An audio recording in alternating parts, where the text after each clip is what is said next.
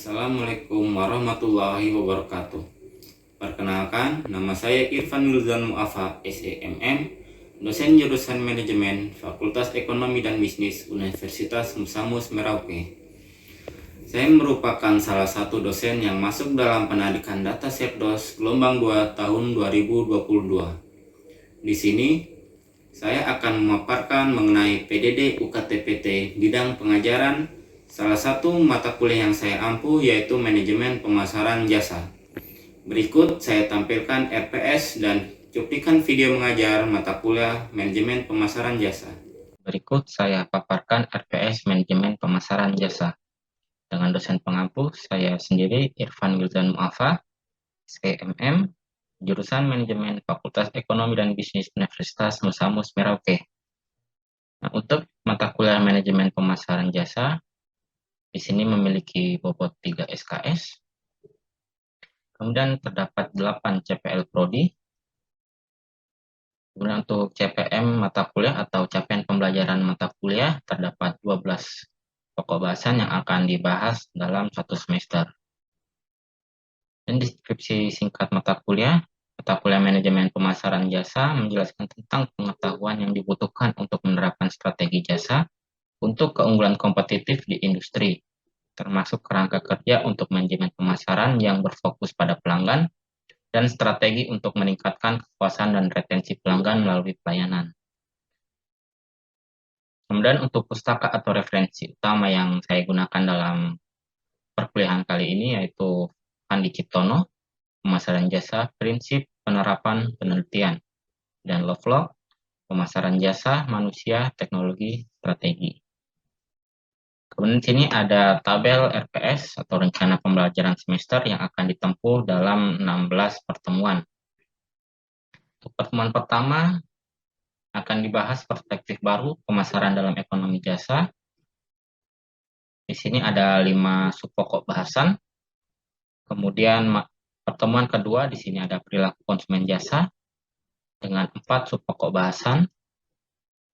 Pertemuan ketiga merancang produk jasa dengan 8 subpokok bahasan. Pertemuan keempat dan kelima di sini pembahasan yang sama yaitu merancang sistem penyampaian jasa dengan 10 pokok bahasan. Pertemuan keenam yaitu penetapan harga, di sini ada 6 subpokok bahasan. Dan pertemuan ketujuh merancang komunikasi pemasaran jasa terintegrasi, ada 3 subpokok bahasan. Dan untuk pertemuan ke-8 akan dilakukan UTS atau ujian tengah semester. Dan selanjutnya dilanjutkan pertemuan ke-9 yaitu manajemen kualitas jasa dan customer value. Di sini terdapat 6 pokok bahasan. 10 dan manajemen kepuasan pelanggan, di sini 2 subpokok bahasan.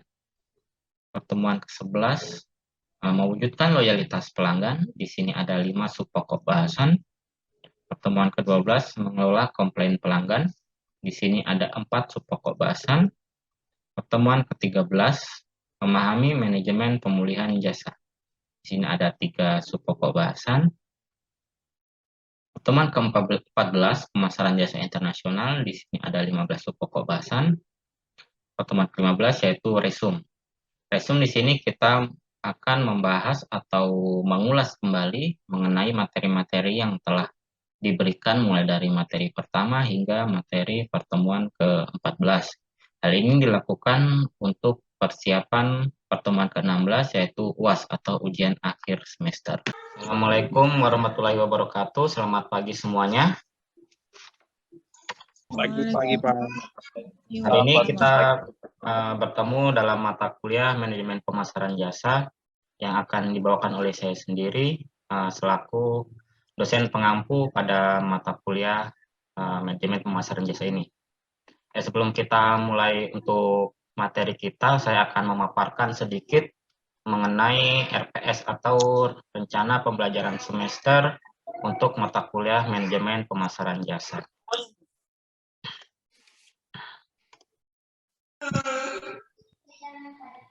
Kelihatan RPS-nya?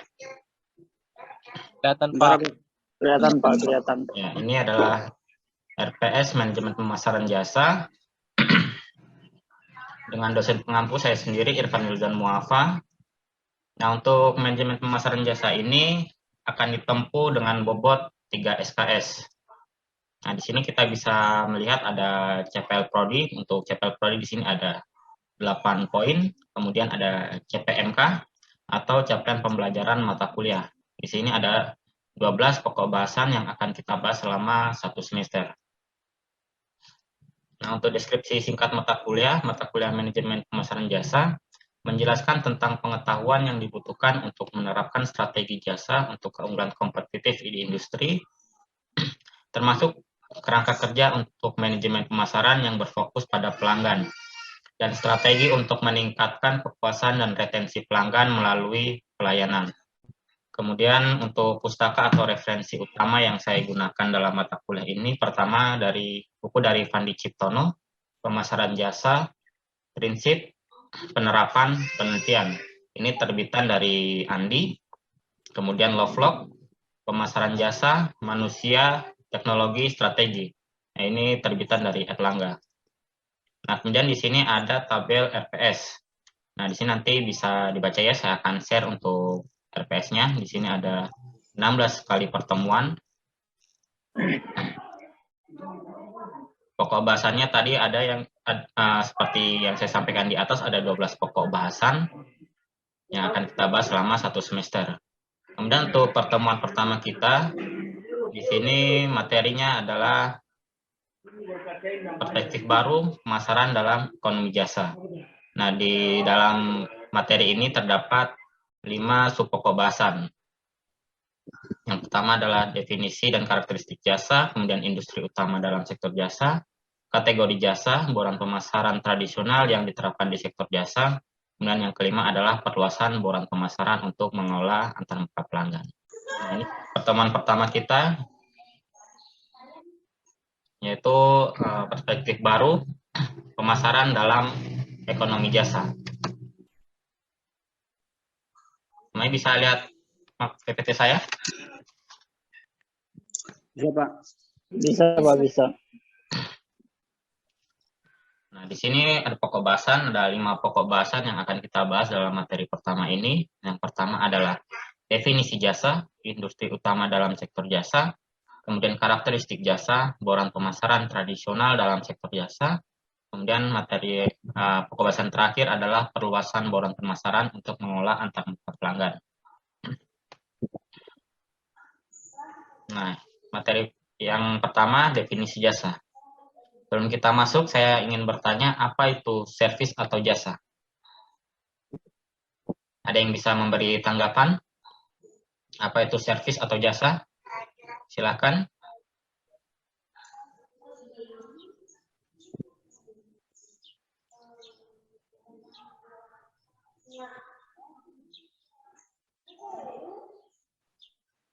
Silakan, apa itu servis atau jasa?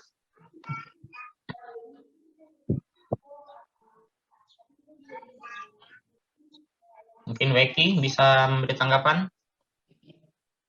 Apa itu jasa? Servis atau jasa itu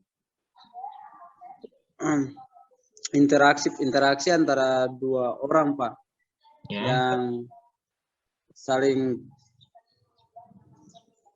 bertukar jasa tanpa apa gitu. Itu aja, Pak, yang saya tahu, Pak. Oke, jadi interaksi antara dua orang. Dua orang ini berarti antara produsen, pemberi jasa, dan konsumen, penerima jasa ya. Nah, ada lagi, satu lagi. Silakan. Saya, Pak. Oke, silakan Syahrul. Jasa adalah setiap tindakan atau kegiatan yang dapat ditawarkan oleh satu pihak kepada pihak lain, pada dasarnya bersifat tidak berwujud atau berbentuk fisik, Pak. Oke, jasa bersifat tidak berwujud, ditawarkan dari satu pihak ke pihak lain. Oke. Ya, kurang lebih jawabannya sudah benar ya, Eki dan Syahrul. Saya sudah merangkum 4 pengertian dari jasa. Menurut para ahli, pertama Christian Donros, jasa yaitu sebuah proses yang terdiri atas rangkaian kegiatan intangible yang biasanya terjadi pada sebuah interaksi antara pelanggan dan karyawan jasa dan atau sumber daya fisik atau suatu barang dan atau sistem penyedia jasa yang disediakan sebagai sebuah solusi atas masalah pelanggan. Kemudian definisi kedua, ini dari Philip Kotler, jasa ialah setiap tindakan atau unjuk kerja yang ditawarkan oleh salah satu pihak ke pihak lain yang secara prinsip intangible dan tidak menyebabkan perpindahan kepemilikan apapun. Kemudian yang ketiga, Lovelock, jasa adalah layanan yang ditawarkan oleh satu pihak kepada pihak lain. Adapun proses ini tidak terkait dengan produk fisik, jasa tidak berwujud, dan umumnya tidak menyebabkan kepemilikan dari faktor produksi.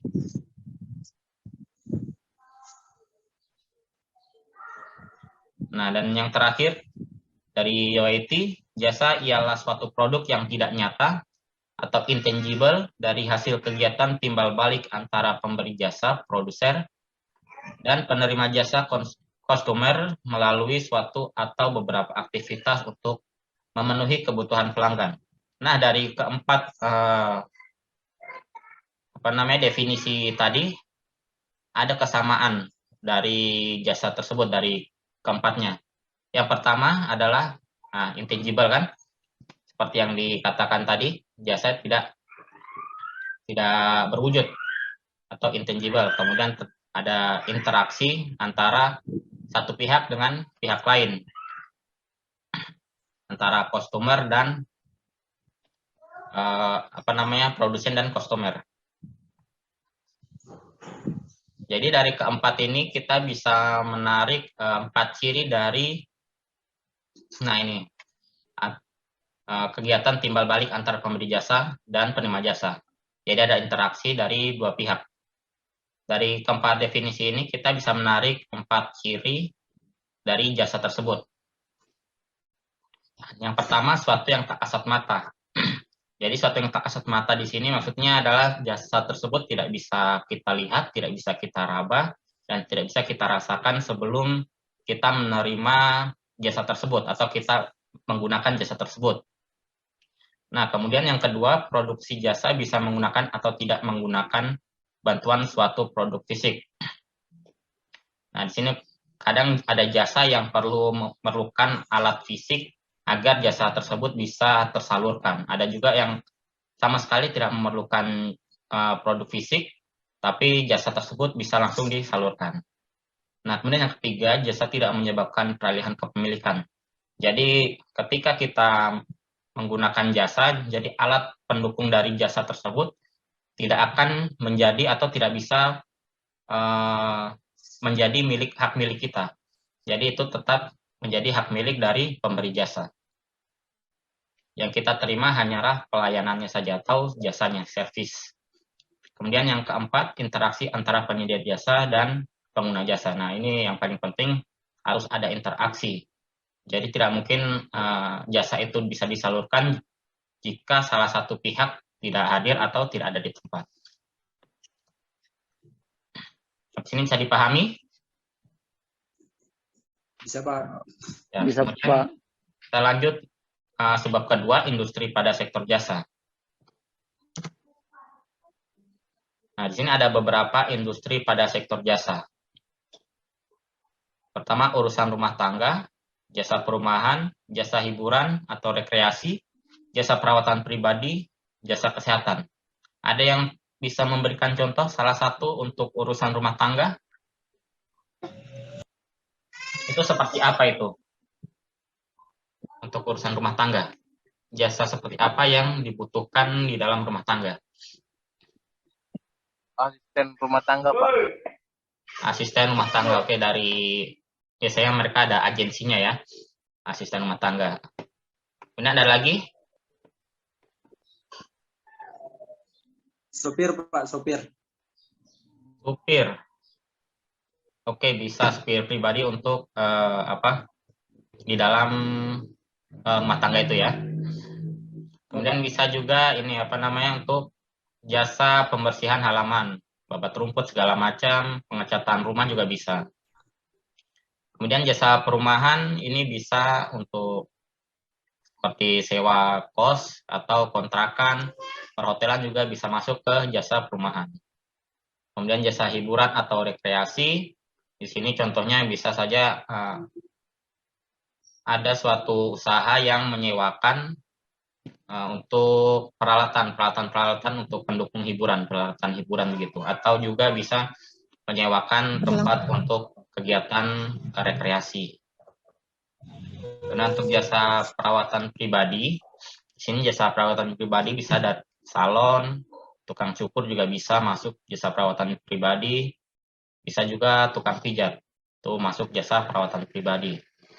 Dan untuk jasa kesehatan di sini banyak, dari rumah sakit, puskesmas, apotik, kemudian bidan, itu masuk di jasa kesehatan.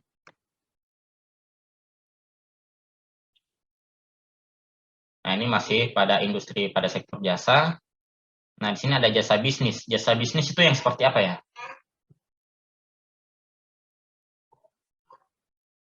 Jasa bisnis.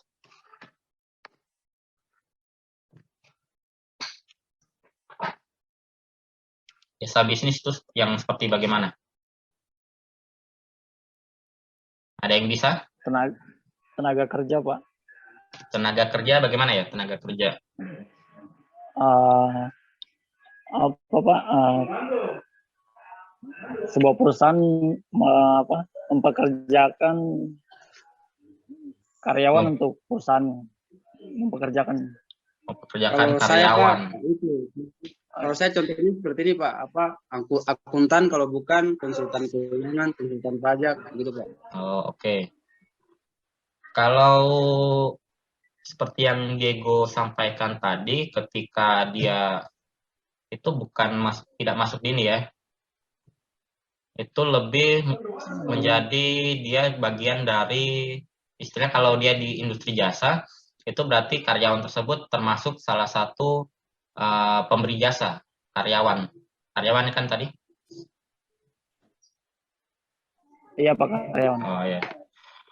Nah, yang dimaksudkan jasa bisnis seperti yang Becky sampaikan tadi, seperti konsultan, kemudian jasa pemasaran, kemudian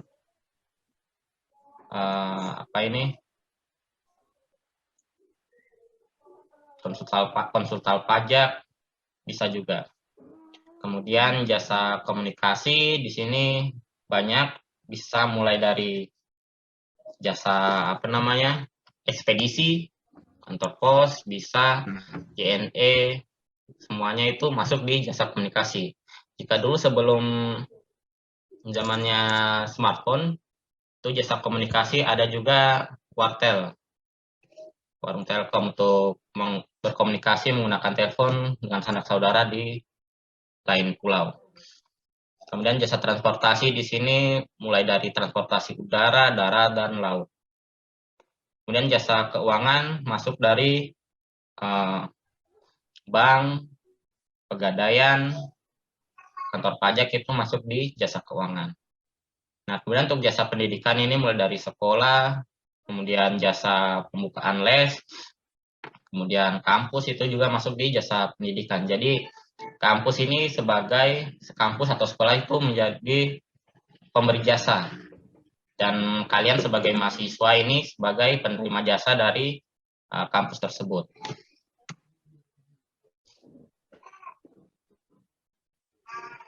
Ya, kita lanjut. Karakteristik jasa. Nah, di sini karakteristik jasa ada 4 poin. Yang pertama, tak berwujud, tidak dapat dipisahkan, bervariasi, dan tidak tahan lama. Ada yang bisa menjelaskan secara singkat keempat karakteristik jasa tersebut? Garis besarnya saja. Silakan.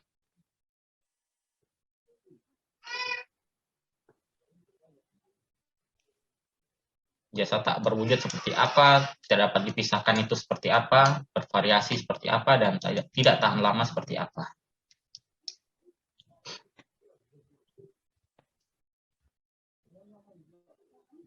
Silakan. Ada yang bisa memberi tanggapan?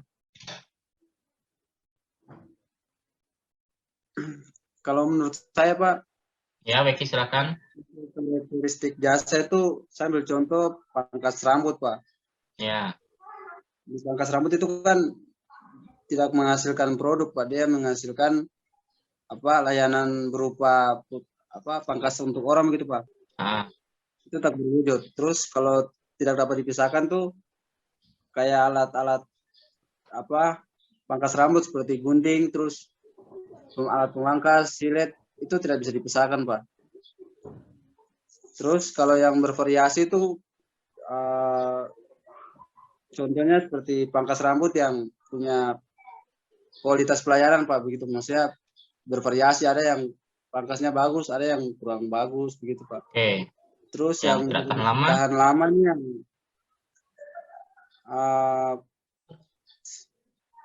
saya lupa, Pak.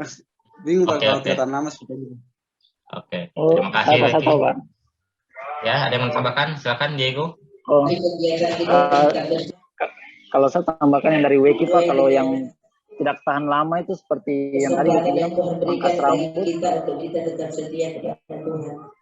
Kalau pangkas rambut itu, Pak, setelah dipotong tidak bertahan lama, dia akan tumbuh lagi.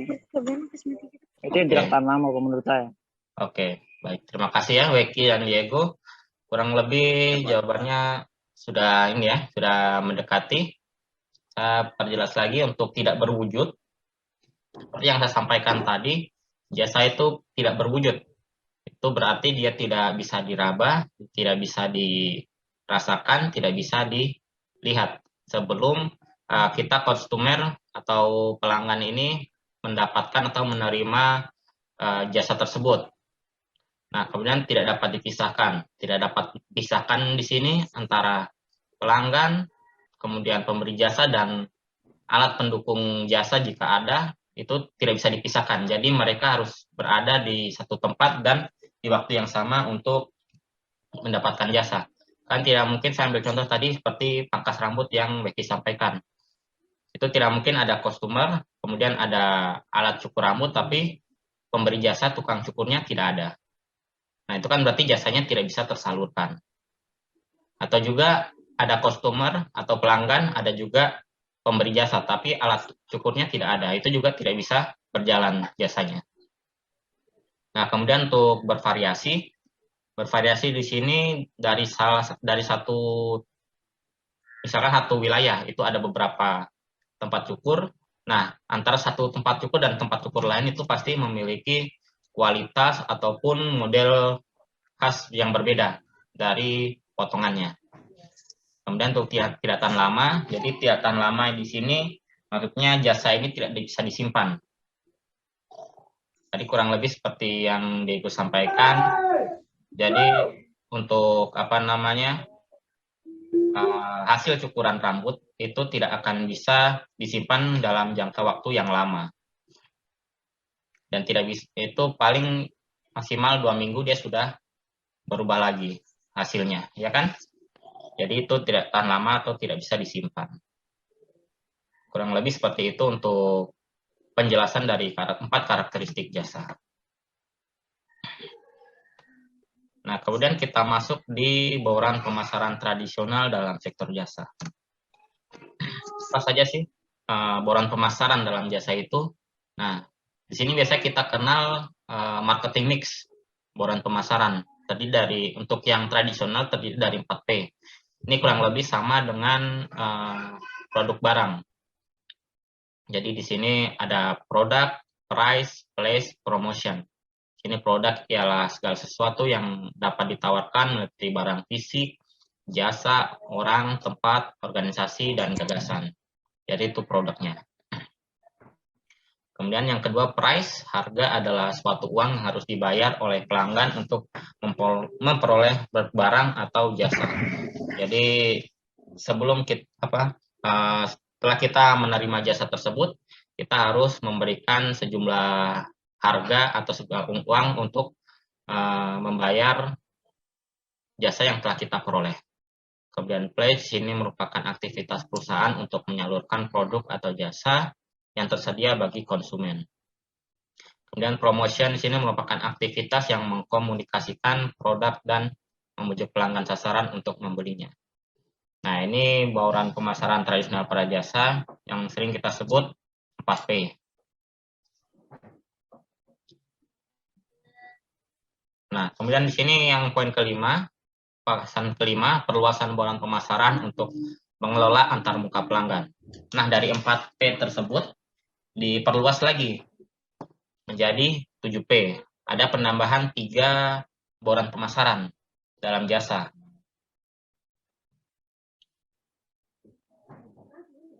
Nah, di sini ada 3. Yang pertama adalah people. People ini lebih condong membahas mengenai SDM-nya, SDM dari pemberi jasa, sumber daya manusianya. Kemudian untuk proses di sini tahapan-tahapan dalam penyaluran jasa mengacu pada SOP, sudah sesuai standar belum untuk tahapan-tahapannya, mulai dari A sampai Z, dari awal mulai pemberian jasa sampai hingga selesai.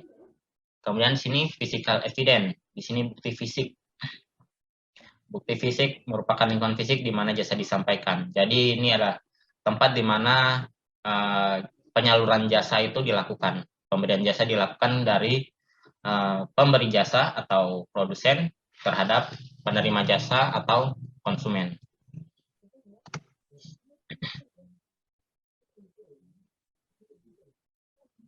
Nah, di sini bauran pemasaran atau 7 marketing mix 7P pada jasa. Nah, itu mulai dari produk, price, place, promotion, people, process, dan physical evidence.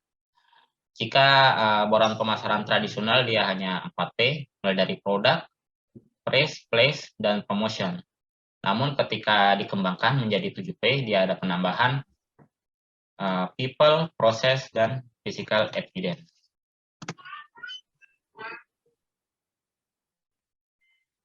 Oke, mungkin itu saja yang dapat saya sampaikan untuk materi pertama. Ada yang mau bertanya mengenai materi? Dipersilakan. Saya, Pak. Oke, Weki, silakan. Saya mau bertanya, Pak, untuk perbedaan marketing mix 7P pada barang dan jasa, Pak. Oke, perbedaan marketing mix pada 7P pada barang dan jasa. Ya, Pak. Nah, kita lihat kembali pada perusahaan jasa.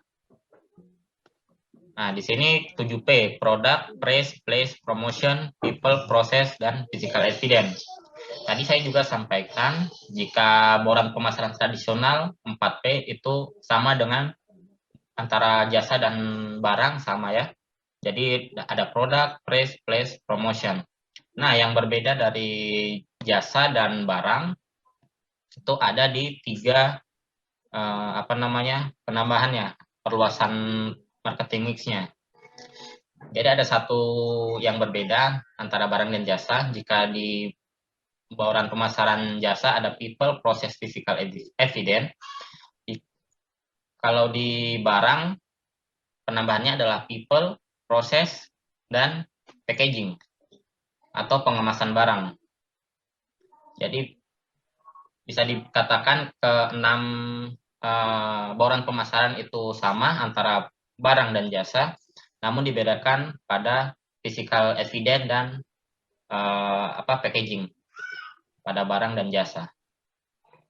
Kurang lebih seperti itu. Bisa dipahami? Baik, Pak. Bisa, Oke. Pak. Terima kasih. Ada lagi yang mau bertanya? Bisa dimengerti? Bisa, Pak. Oke. Kemudian ada lagi? Satu lagi?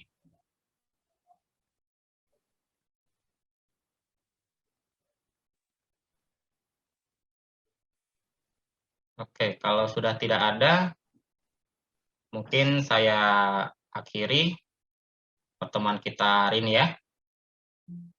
Kita bertemu lagi di pertemuan kita yang akan di minggu depan, pertemuan kita yang kedua dengan materi berikutnya. Oke, terima kasih atas kehadirannya. Assalamualaikum warahmatullahi wabarakatuh. Waalaikumsalam. Waalaikumsalam warahmatullahi wabarakatuh.